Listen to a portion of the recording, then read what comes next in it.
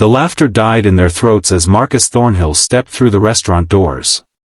The same people who had mocked the young waiter moments before now sat in stunned silence, watching as the billionaire tech mogul knelt beside his elderly mother, still being comforted by the kind server they'd ridiculed. If you've ever witnessed how quickly judgment can turn to shame, you'll want to stay until the end of this incredible true story. Like and subscribe to catch more life-changing moments that remind us how a single act of kindness can alter destinies forever. It had been an ordinary Tuesday at Café Lumiere, the kind of day where the hours stretched endlessly for 24-year-old Elijah Foster. 6 months into this waitstaff job, he was barely making ends meet, his art school dreams fading with each passing day. The morning rush had subsided, leaving only a scattered few customers lingering over coffee and laptops. The bell above the door chimed, and Elijah glanced up to see an elderly woman making her way slowly inside. She wore a simple beige cardigan despite the summer heat, her silver hair pulled back in a neat bun. Nothing about her suggested wealth or importance, just another grandmother out for a late morning coffee. "Table for one, please," she said softly, her voice carrying a slight tremor. Elijah smiled warmly. "Of course, ma'am. Right this way." He grabbed a menu and led her toward a quiet corner by the window. They were halfway across the dining room when it happened. The woman's cane caught on an uneven floorboard, sending her pitching forward with a startled cry. Elijah reacted instantly, dropping the menu and lunging to catch her before she hit the ground.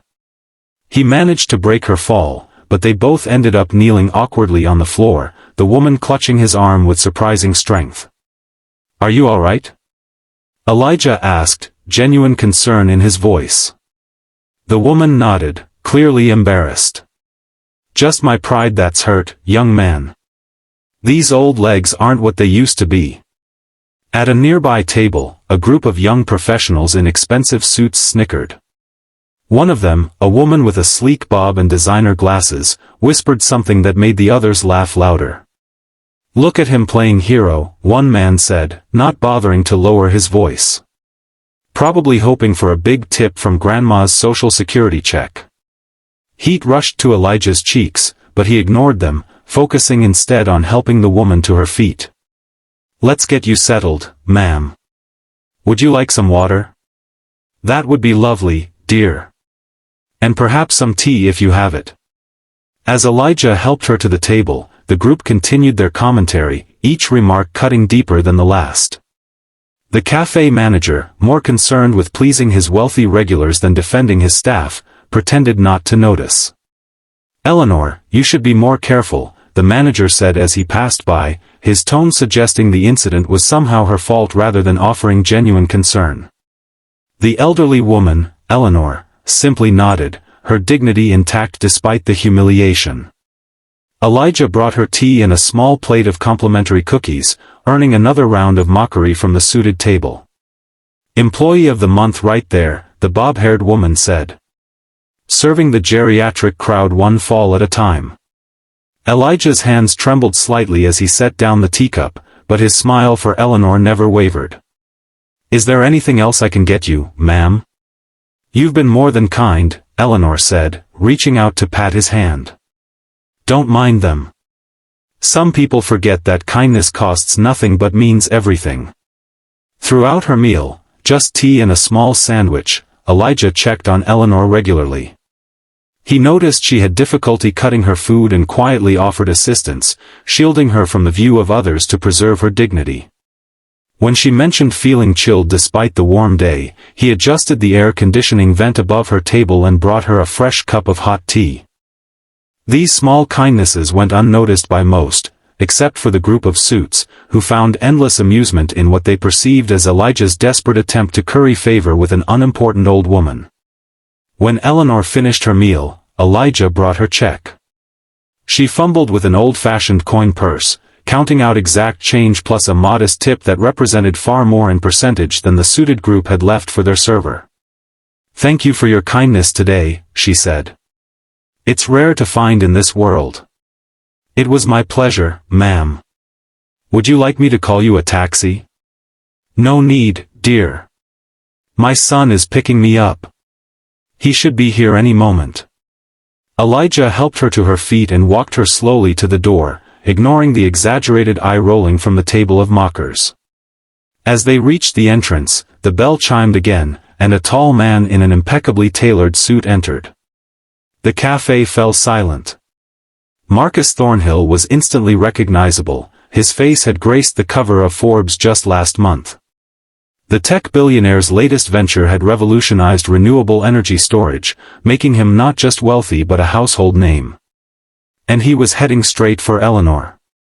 "Mom," he said warmly, embracing her.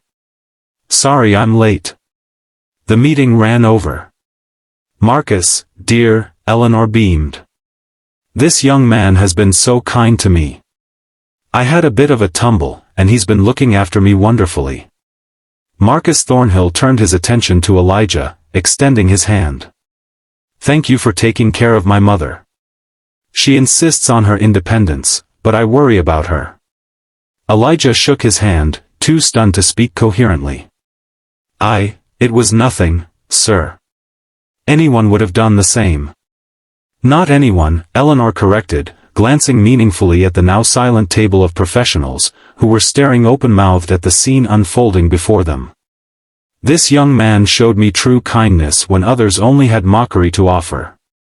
Marcus followed his mother's gaze, his expression hardening as he took in the group that had been tormenting Elijah. Recognition dawned on their faces. Several of them worked for companies that were currently courting partnerships with Thornhill Industries. "I see," Marcus said, his voice carrying easily in the silent café. "Mom, why don't you tell me more about your experience here today?" Eleanor didn't hold back. With quiet dignity, she recounted the fall, Elijah's immediate assistance, and the cruel commentary that had followed. As she spoke, the group of professionals seemed to shrink in their seats, their earlier bravado evaporating under Marcus Thornhill's increasingly stormy expression. The café manager appeared, suddenly solicitous. "Mr. Thornhill. What an honor to have you in our establishment. If there's anything—" "There is," Marcus cut him off. "You can explain why you allowed your staff to be ridiculed while they were helping a customer in distress." The manager blanched. I didn't realize, that is." "Mom, are you ready to go?" Marcus asked, turning away from the stammering manager. "In a moment, dear." Eleanor turned to Elijah. "Young man, what's your name?" "Elijah Foster, ma'am." "Elijah, what do you do besides waiting tables?" The question caught him off guard. I paint. Or I used to. I was studying at the Art Institute before I had to drop out to help my mom with medical bills." Eleanor nodded as if this confirmed something she already suspected. "Marcus, I believe we found the artist you were looking for to create the mural in the new foundation building." Marcus studied Elijah with new interest. "Do you have a portfolio?" "Just on my phone, sir. I'd like to see it before we leave." What followed changed the course of Elijah's life. As the suited professionals watched in disbelief, Marcus Thornhill scrolled through the humble collection of artwork on Elijah's phone, asking questions about his technique and vision. By the time they left, Elijah had not only been commissioned to create the centerpiece mural for the new Thornhill Foundation headquarters, a project worth more than he would make in 5 years of waiting tables, but had also been offered a full scholarship to complete his education. The group that had mocked him earlier slipped out quietly during this exchange, leaving generous tips on the table as if that could somehow erase their behavior. The manager, realizing too late the opportunity he had missed by not standing up for his employee, tried desperately to ingratiate himself with the Thornhills, but they had eyes only for Elijah. As they prepared to leave, Eleanor took Elijah's hand once more. "Kindness is never wasted, young man, even when it seems no one notices. Today, you helped an old woman who appeared to have nothing to offer in return. But appearances can be deceiving. I didn't help you because I thought I'd get something out of it," Elijah said earnestly. "I know," Eleanor smiled. "That's precisely why you deserve everything that's coming to you." 6 months later, Elijah stood before his completed mural at the grand opening of the Thornhill Foundation's new headquarters. The massive painting depicted hands of all ages and colors reaching toward one another, connecting across divides of generation, race, and circumstance. At its center, almost hidden unless you knew to look for it, was the subtle outline of an elderly woman and a young waiter, hands clasped in a moment of simple human connection. The mural had already garnered critical acclaim, launching Elijah's career in the art world. More importantly, it had inspired the Thornhill Foundation's newest initiative, a program providing art education and mentorship to underprivileged youth, with Elijah as its first director. Eleanor stood beside him at the opening, leaning slightly on her cane but standing tall with pride. "You see, Elijah," she said quietly as cameras flashed around them, "sometimes the universe has a way of recognizing kindness, even when people don't." "I never expected any of this," Elijah admitted. "The best kindness never expects return," Eleanor said. "That's what makes it genuine." Marcus joined them, placing a hand on his mother's shoulder. "Mom still insists on taking the bus downtown once a week to have lunch alone. Says it keeps her connected to the real world." "And it does," Eleanor insisted. "If I'd arrived in a chauffeur-driven car that day, would we have discovered Elijah's talent? Would those people have learned their lesson about judging others?" The story of the waiter and the billionaire's mother spread quickly, first through social media and then through more traditional channels. The image of Elijah helping Eleanor became symbolic of the Foundation's mission, a reminder that compassion shown to strangers can transform lives in unexpected ways.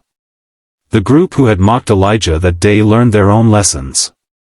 2 of them, whose companies had been in negotiations with Thornhill Industries, found their deals mysteriously stalled. The woman with the bob haircut discovered that her application to the prestigious Thornhill Fellowship had been rejected, despite her impressive qualifications. The café manager received a letter informing him that the property owner, a subsidiary of Thornhill Real Estate Holdings, would not be renewing the café's lease when it expired. None of this was ever explicitly connected to their behavior that day, but the message was clear: kindness matters, and its opposite carries consequences. For Elijah, the transformation went beyond career opportunities. His mother's medical treatments, which had drained his savings and forced him to abandon his education, were now fully covered by the Thornhill Foundation's healthcare initiative.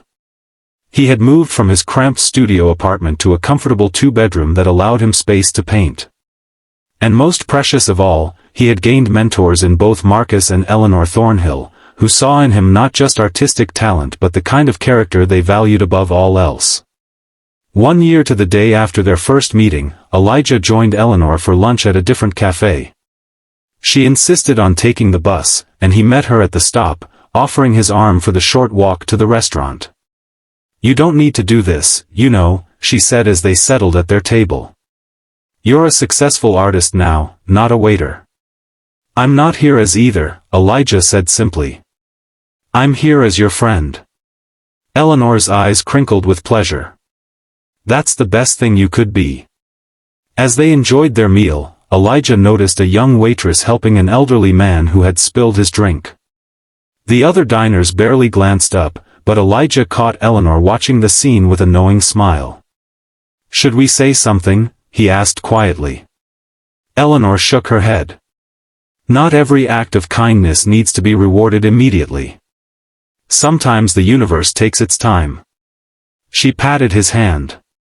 "But we can leave her a very nice tip." And so they did, along with a note that simply read, "Kindness matters. Someone is always watching." The cycle continued, rippling outward from that one moment when a waiter chose compassion over indifference, when an elderly woman recognized the value of character over convenience, and when those who judged too quickly learned that appearances can be the thinnest of veneers, concealing truths that might have changed everything had they only taken the time to look deeper.